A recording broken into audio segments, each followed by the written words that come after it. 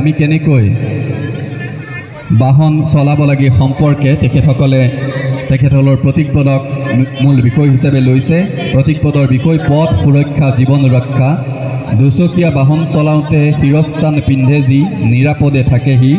নাৰিকল আৰু তৰমুজ দুয়োবিধ ফল, কিন্তু নাৰিকলৰ বাকলি ডাঠ, সেয়েহে নাৰিকল গছৰ পৰা সৰি পৰিলেও অক্ষত থাকে।